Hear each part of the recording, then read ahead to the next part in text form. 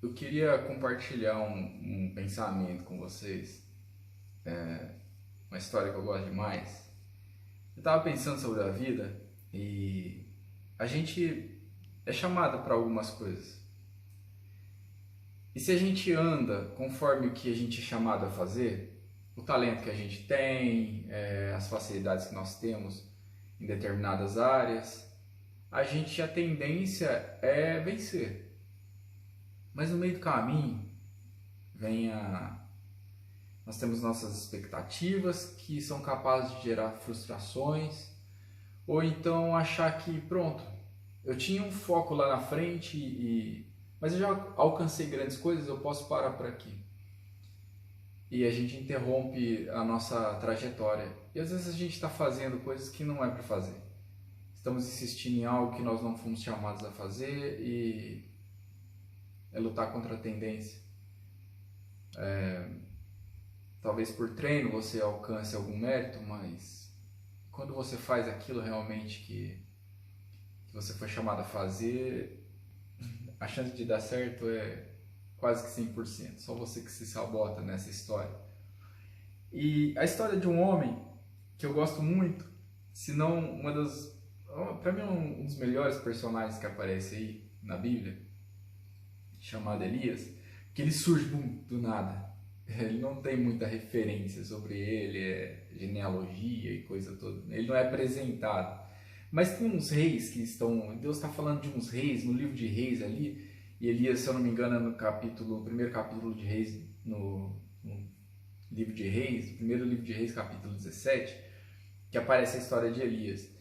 Está falando dos reis e tal, e a terra de Israel era uma terra que tinha que ser governada pela Torá, as leis de Deus.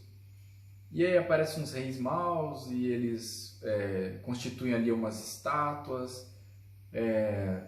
No período que Elias aparece, tem uma estátua de um touro chamado Baal. E a mulher de Acabe, que era o rei em questão, ela traz do povo dela alguns tipos da seita do povo dela. Ela traz o poste ídolo, que é chamado Azera. E aí tinha um poste ídolo e tinha o touro. O que significava isso? O touro era aquele que fazia com que a semente dele caísse sobre a terra, ou seja, a chuva. E a Azera recebia aquele poste ídolo, recebia aquele sêmen do touro e numa relação cósmica e tal, espiritual, eles faziam florescer a terra e tal. Beleza. Mas aquela terra era uma terra dada por Deus e tinha que andar conforme as leis de Deus. E isso estava fora das leis de Deus. Mas tinha um homem ali chamado Elias. E o propósito dele era andar com Deus, falar de Deus, anunciar as coisas de Deus, denunciar os erros, operar os sinais que Deus usava ele para operar. E ele chega ali do nada, ele vem, né? Apareceu Elias, o tisbita. E ele chega falando assim, ó, segundo a minha palavra, diante do Deus vivo que eu vivo, não vai mais chover. Por 2 anos para de chover. Por quê? Porque era Deus que dava a chuva. Então Elias estava falando, né, já que é o touro de vocês que fornece a chuva, faz florescer, então eu, diante do Deus que eu sirvo, não vai chover. E Deus cerra os céus. E aí ele foge e tal. Acontece um monte de coisa. E aí ele passa um tempo fora, sem chuva, 2 anos sem chover, e aí ele retorna ali e fala, então vamos acabar. Ele está dando o propósito dele, o trabalho dele. Então vamos acabar de vez com essa conversa. A gente levanta 2 altares aqui, eu ofereço um sacrifício para Deus e vocês oferecem um sacrifício para Baal. Aquele que consumiu o sacrifício é o Deus verdadeiro e vocês servem. Se for o Deus de Israel, é o Deus de Israel. Se for Baal, serve Baal. E aí diz que eles passaram horas ali, os profetas de Baal clamando, e aí Elias ainda fala assim, olha, fala mais alto que ele pode estar dormindo, ou então ele pode estar aliviando o ventre, né? Aliviando o ventre, é o número 2. E aí ficam horas, se cortam e tal, segundo o ritual deles, nada acontece. Aí Elias ora Deus desce fogo do céu e abre os céus novamente e começa a chover. E Elias estava cumprindo o papel dele. E o que acontece nisso? Ele gerou expectativas, porque ele estava agora, Deus mostrou que era Deus definitivamente e todo mundo vai andar conforme as leis de Deus. Só que a mulher de Acabe fala, eu vou matar esse cara, esse profetazinho aí. E aí ele, sendo servo de Deus, fez as coisas de Deus, trabalhou para Deus. Deus chega para ele e fala assim, é mesmo, Elias, foge. Como é que pode, cara? Ele foi lá e ele estava simplesmente defendendo a causa. E aí o próprio Deus que fechou os céus, que fez descer fogo dos céus, que fez voltar a chover, que abriu os céus novamente, fala assim, vai te pegar mesmo, corre. Imagina a frustração. No meio daquele trabalho todo, ele decidiu, ele tinha um chamado, ele vivia a vida do chamado dele. O propósito da vida dele, ele servia a Deus, falava de Deus, operava os sinais de Deus, que Deus usava ele para operar, né? E agora o próprio Deus manda ele correr. E aí ele foge, ele fica frustrado, meu. Ele vai para uma caverna e ele fica lá. E ele não quer comer, aí ele é alimentado por corvos, ele fica lá e tal. Mas olha que interessante. Deus chega, se manifesta para ele e fala assim, ô Elias, o trabalho não acabou ainda, cara. Vamos continuar esse negócio. Levanta e caminha. Tem muita coisa a se fazer ainda, o trabalho não acabou. 2 pontos aqui. Primeiro, ele já tinha visto grandes sinais, ele podia falar, pô, encerrei minha carreira por aqui, o objetivo era lá, mas aqui já tá bom. Já vi Deus descer fogo do céu, já vi Deus fechar o tempo, tá bom. Dentro do meu chamado, tá bom.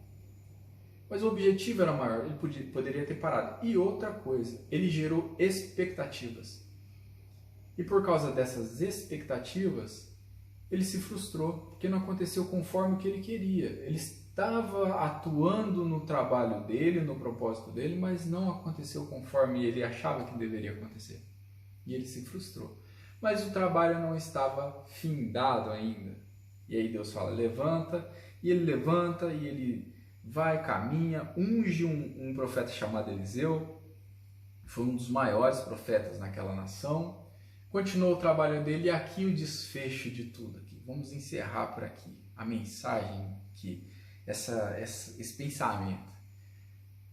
Primeiro, ele foi um homem e ele cumpriu, teve as frustrações, as expectativas, mas continuou, certo? Ele tinha um alvo, um foco, ele não parou no meio do caminho. De alguma maneira ele foi.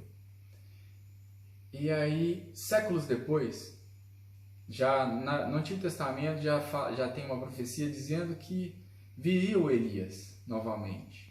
E viria com aquele que viria libertar Israel. Quem é esse libertador que Israel esperava? O próprio Cristo, Filho de Deus. E aí quando ele vem, existe um homem chamado, já séculos depois de Elias, um homem chamado João Batista. E aí esse era o Elias. Não uma reencarnação, mas uma referência, um modelo, um tipo de Elias, porque Elias foi a referência. Elias foi o modelo. E o cara que levantou para dar o start no ministério de Jesus, que Deus escolheu, foi um cara que era um tipo de um Elias, que teve como vida, uma vida parecida com a de Elias. E esse foi o que batizou Jesus, e aí começa aqueles grandes sinais e maravilhas operados pelo Filho de Deus. E aí, aqui é um ponto. Se você cumpre o seu trabalho, não para no meio do caminho. Eu vou continuar, aqui não foi o lugar que eu fui chamado para estar, ainda tem mais, apesar das vitórias. Eu vou continuar. No fim de todas as coisas, você vai ser uma referência. Você vai ser um modelo, você vai ser uma referência. Eles vão olhar para você e vão falar, poxa, a gente tem que ser igual a ele. Assim que é um vencedor nessa nossa área. Então, Elias se tornou uma referência, um modelo. Quando veio Cristo, um tipo de Elias estava lá para levantar e iniciar e dar esse start no ministério de Cristo, através de João Batista, né? Deus operando ali através de João Batista. E o mais fantástico de tudo, é porque ele teve um foco. Ele baseou a vida dele em andar com Deus. Elias baseou a vida dele em falar as coisas de Deus, anunciar os sinais de Deus, ser usado como instrumento para operar os sinais de Deus. Ele tinha um foco, era Deus. O foco dele final era Deus. Qual é o objetivo? Deus, qual é o seu objetivo? Do que você foi chamado a fazer? Qual é o seu objetivo? Qual é o seu foco? Qual é aqui é o meu ganho, aqui é o meu final, aqui eu vou chegar aqui. Aqui é onde está a minha coroa de louros, o meu troféu, a minha vitória. O dele era Deus. E ele fez tudo direitinho, apesar da sua humanidade, a frustração, as expectativas, a vontade de desistir, porque ele era um homem, como nós somos. Né? A gente alcança lugares altos às vezes e pessoas que você pensa que são seus amigos, você percebe que não são, e aí vem a frustração, fala antes disso, poxa, antes de eu chegar aqui não era assim, era melhor antes, eu acho que eu vou parar, certo?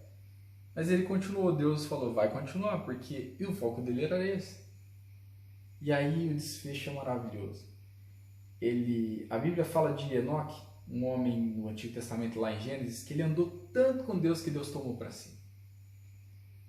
Ele não passa pela morte, Deus toma para si. Não tem outra história dessa. Moisés, Deus sepultou, o original hebraico pode ser que seja Deus recolheu, mas é só especulação. Não tem nada dizendo que foi assim que aconteceu, mas Enoque foi. E aí, Elias, o cara que queria viver para Deus, o foco dele era Deus, o objetivo dele era Deus, a Bíblia diz que uma carruagem de fogo vem e tira ele da terra. Ele não passa pela morte também. Ele foi recolhido porque o foco dele era Deus. Qual é o seu foco? Eu não falo só da religião, da espiritualidade. Qual é o seu foco na sua vida? Ele recebeu o grande prêmio. Qual era? Vou andar com Deus até Deus tomá-lo. Esse era o foco dele. E numa carruagem de fogo, é o que a Bíblia diz, ele subiu. Qual é o seu foco na sua vida? Qual é o seu objetivo? Qual é o seu prêmio? Vai parar no meio do caminho, está frustrado? A expectativa não foi o que você esperava, ou então já conquistei grandes coisas, vou parar por aqui. Qual é o seu foco? Ser referência para uma geração, para a sua família, para as pessoas que te cercam? Qual é o seu foco? Guarde essa palavra no seu coração. Valeu.